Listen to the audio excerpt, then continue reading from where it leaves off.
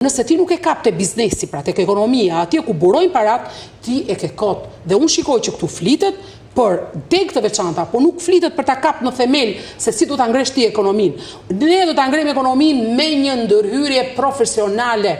Nuk mund të lihet me ekonomia në duar amatorësh, politikanësh pa shkollë, pa arsim që se kuptojnë. Ne kemi plan me krijimin e një grupi të madh ekspertësh me shqiptar diasporës dhe të pikërisht të vendit dhe profesorësh të universitetit për të qeverisë vendin me këto projekte dhe nuk du ta lëm vendin ne, sepse qëllimi jonë është demokracia dhe merita. Por deri tani e kuptoj, ky është programi. Deri tani është për ekonominë. Për ekonominë, por deri tani çfarë keni arritur?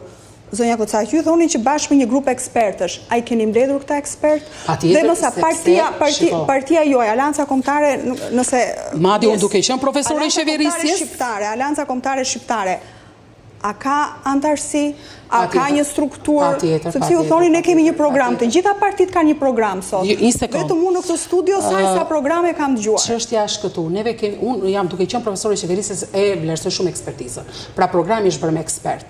Më bëj një pyetje të ta japun përgjigjen për një problem që ke. Kjo është politika.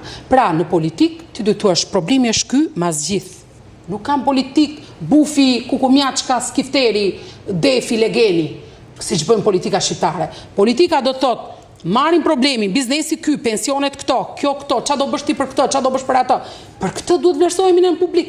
Ne nuk pyetemi për këto në publik, po ne pyetemi për gjëra dytësore. Atëherë, për shembull, nëse ti do më bësh një pyetje se si mund ta zgjidhësh këtë problem, unë do të jap një përgjigje tani direkt. Jo, unë doja të pyes, sa ju dëgjojnë qytetarët shqiptar kur ju flisin për programin tuaj? Dëgjojnë? Japin sugjerime? Japin votën për partin, e kanë fjetur mendje që do votojnë këtë parti, apo dëgjojnë dhe programin tuaj dhe joshën nga programi? Atër janë disa kategori. Janë një kategori të cilët më ndjekin prej vitesh dhe e din besueshmërinë time, ose qëndrueshmërinë time, në këta janë kategoria personale. Po, me emrin. Është dhe një kategori që shikon pikërisht këtë gjë, programin. Po të cilët të njohin, por duan të dinë se çfarë mund të bësh ti për këtë, për këtë, për këtë. Dhe në bazë të kësaj edhe ata të thonë që do votojmë apo nuk votojmë. Pra, janë kategori të ndryshme. Pra, nuk mund që ti konsiderosh të tërë. Kështu që nga këta kategori, sa shpresoni ju të votoheni, zonja Kocaqi?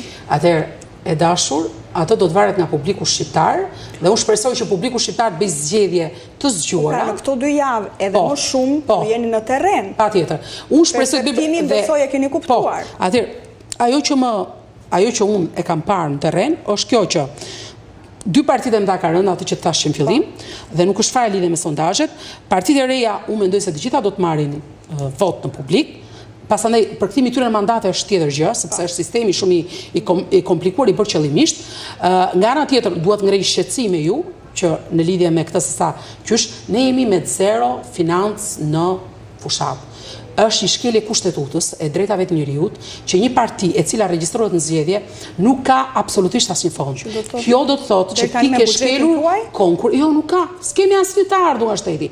Konkurrencën ti e ke shkelur, sepse thuhet që partitë politike duhet konkurrojnë në mënyrë të ndershme. Po, shumë pak. Dhe kjo është ajo që çka kanë bërë 2 partitë e mëdha, i kanë dhënë ja 3 milionë euro njëra tjetrës, dhe gjithë partitë e reja janë pa buxhet në zgjedhje. Dhe kjo është një shkelje shumë e madhe e garës, dhe unë që mendoj që këto që kanë bërë këto ne do ta atakojmë gjykatën kushtetuese, sepse bie në kundërshtim me gjykatën kushtetuese.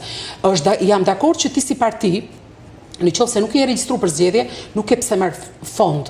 Por në momentin që ti je regjistruar për zgjedhje, të takon të marrësh të paktën një fond minimal për zgjedhje. Dhe këto nuk e bëjnë këtë gjë, dhe 3 partitë e reja janë në kushte jo të barabarta në këto zgjedhje. Dakord? Kështu që unë mendoj, jo vetëm në rastin tim, por duhet i them publikut edhe në rastet e tjera, që duhet të përqafoj pikërisht ndryshim, sepse 2 partitë e mëdha e kanë mbaruar epokën e tyre. Ikja atyre do të thotë fundi tranzicionit. Vazhdimi i tyre do të thotë agoni për Shqipërinë. Do të thotë që nëse këto qytetet e vogla janë zbrazur, do fillojnë të zbrazen edhe qytetet e mëdha. Dhe kjo nuk është as pak, sepse këto nuk kanë as program ekonomik. Këto janë munduar e dashur. Gjithë këto vite ti mbaj njerëzit të varfër. Unë të mbaj pensionistët të varfër, sepse këto duan që ti kenë njerëzit kontroll me një punë administratën publike. Ne synojmë tjetër gjë. Ne duam të kemi njerëzit të pasur, sepse duke i pas të pasur ata njerëz, ne kemi të pasur shtetin dhe nuk kemi kaq probleme. Dhe ti të bësh pasur njerëzit, ti si qeveri duhet të jesh aktive për këto. Këto kanë hequr dorë pikërisht nga kjo gjë.